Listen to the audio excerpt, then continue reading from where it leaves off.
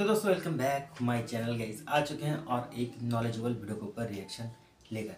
Finally दोस्तों 2025 का जो हमारा रक्षा बजट है वो निकल कर सामने आ चुका है और आज हम करने वाले उसके ऊपर कुछ डिस्कस। वीडियो को एंड तक देखना, बहुत ही इन्फॉर्मेटिव होने वाला है और अगर अच्छा लगे तो चैनल को सब्सक्राइब भी कर लेना। अल्फा डिफेंस का वीडियो है, आप लोग को ओरिजिनल लिंक मिल जाएगा in the description. So let's start this video. आप देख रहे हैं alpha defence. Alpha defence Hindi में आपका स्वागत है। आज के इस वीडियो में हम लोग बात करने वाले हैं भारत के डिफेंस बजट के बारे में। ये बजट भारत के लिए एक बहुत इंपॉर्टेंट बजट है क्योंकि इस बजट के बेसिस पर डिसाइड होना था कि भारत आने वाले समय में किस तरफ जाएगा। भारत इस समय एक बहुत ही क्रूशल जंक्शन के ऊपर खड़ा हुआ है जहां पर भारत को डिसाइड करना है कि क्या वो एक मेकर बनना चाहता है या बायर बनकर सर्वाइव करना चाहता है। इसके अलावा बजट के ऊपर दूसरे भी प्रेशर होते हैं क्योंकि भारत एक ऐसा देश है जहां पर चीजें बढ़ रही हैं और हर एक सेक्टर को इस समय पैसे की आवश्यकता है। वहीं दूसरी ओर भारत सरकार के ऊपर भी प्रेशर था कि मिडिल क्लास के लिए भी कुछ चीजें की जाएं और इन सभी चीजों के बीच में हम लोगों को ये डर था कि कहीं भारत सरकार डिफेंस बजट कम ना कर दे। अगर सीधे सीधे नंबर्स की बात की जाए तो टोटल डिफेंस बजट 6,81,210.27 करोड़ का है। अगर इसको जीडीपी के साथ में कंपेयर किया जाए तो ये जीडीपी का 1.91% है, जो डिसेंट दिखाई देता है। हालांकि जब भी मैं डिफेंस बजट के ऊपर वीडियो बनाता हूं तो ये चीज मैं क्लियर करता हूं कि जीडीपी का मतलब ये नहीं है कि भारत सरकार के पास में इतना पैसा रखा हुआ है। जीडीपी का मतलब ये है कि भारत में जो पूरा काम होता है उसकी मॉनिटरी वैल्यू कितनी है। हालांकि जीडीपी एक अच्छा इंडिकेटर है और ये इंडिकेट करता है कि आपकी इकोनॉमिक माइट कितनी है और उसी के हिसाब से आपका डिफेंस बजट होना चाहिए। आमतौर पर कहा जाता है कि आपका डिफेंस बजट लगभग 2% होना चाहिए आपके जीडीपी का, और भारत के नंबर कहीं ना कहीं काफी करीब हैं। हालांकि ये थोड़े और बेहतर हो सकते थे, लेकिन आपको दूसरे सेक्टर्स भी देखने हैं।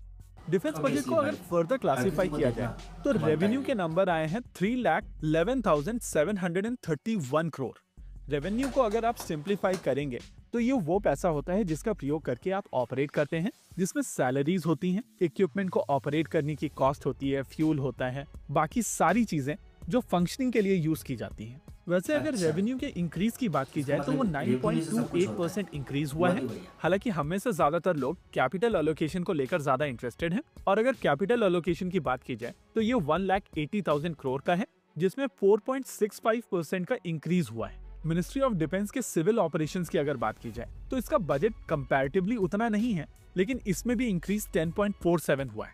अगर इसके नंबर्स की बात की जाए तो ये 28,682 करोड़ का है। ओवरऑल स्नैपशॉट की अगर बात की जाए तो भारत के पूरे डिफेंस बजट में सबसे ज्यादा इंक्रीज हुआ है पेंशन्स में और सबसे कम कैपिटल एलोकेशन में। वैसे अगर केवल नंबर्स को देकर कमेंट्री दी जाए और डिफेंस बजट को एनालाइज किया जाए तो हम लोग कहेंगे कि कैपिटल एलोकेशन के ऊपर भारत सरकार की तरफ से एम्फेसिस कम डाला गया है, और इस समय जितने प्रोजेक्ट्स पेंडिंग पड़े हुए हैं उनको ध्यान में रखते हुए यहाँ पर इंक्रीज होना चाहिए था। लेकिन जैसा कि मैं आमतौर पर आपको कहता हूँ कि चीजों को वैक्यूम में मत देखिए और चीजों को पूरे कॉन्टेक्स्ट में देखिए। अगर कैपिटल एलोकेशन को समझना है तो पिछले साल के एलोकेशन को समझना पड़ेगा, और अगर पिछले साल के कैपिटल एलोकेशन की बात की जाए तो वो 1,72,000 करोड़ था, यानी कि 1,72,000 करोड़। अब इस 1,72,000 यानी कि 1,72,000 करोड़ में भारत सरकार की तरफ से 1,59,000 करोड़ यानी कि 1,59,000 करोड़ ही स्पेंड किए गए हैं, और कैपिटल एलोकेशन के सीधे सीधे 13,000 करोड़ रुपए वापस दिए गए हैं। देखिए, ये पैसे फिजिकल तो होते नहीं हैं, प्रैक्टिकली भारत सरकार की तरफ से ये पैसे अलोकेट किए जाते हैं और रिक्वायरमेंट के हिसाब से इनको सैंक्शन किया जाता है।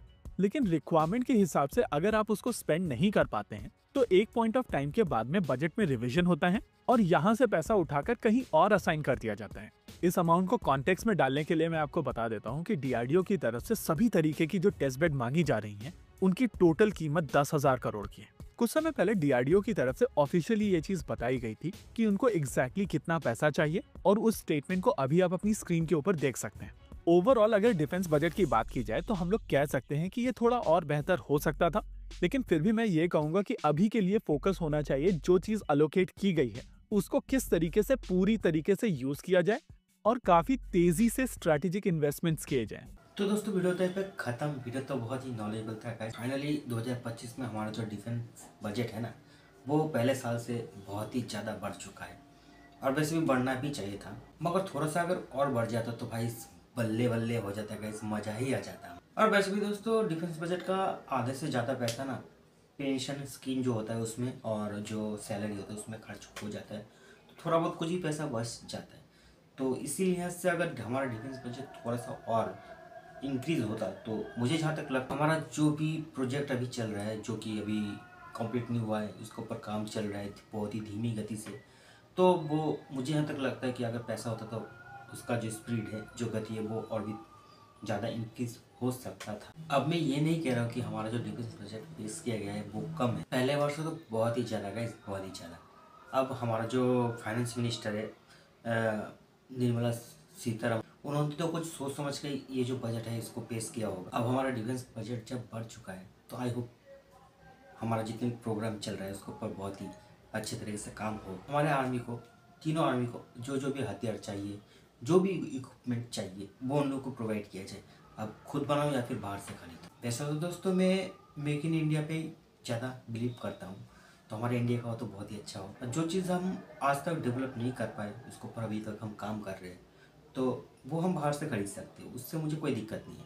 मगर दोस्तों हमारे आर्मी को जो भी चीज़ ज़रूरत है ना, वो सारा का सारा चीज़ मिल जाना चाहिए guys। ये ना हो कि आज कल 1 साल बाद 2 साल बाद, ये ना मुझे और अच्छा नहीं लगता है गाइस। सच है, दिल से बता रहा हूँ गाइस, सच। रक्षा बजट का मतलब ही है दोस्तों हमारा देश का सुरक्षा, हमारा देश के अंदर रहने वाले नागरिकों का सुरक्षा। तो इसको लेकर ना कोई भी दो राय नहीं चलता गाइस, सीरियस तो होना ही पड़ेगा। अब ठीक है जो भी बजट पेश किया गया है, मगर दोस्तों थोड़ा सा बढ़ जाता तो मज़ा ही आ जाता। अगर आप लोग मेरे राय से सहमत हो तो कमेंट कर देना। वीडियो अगर अच्छा लगे तो वीडियो को लाइक और शेयर भी कर देना। मिलते हैं नेक्स्ट वीडियो में, तब तक के लिए जय हिंद, जय भारत।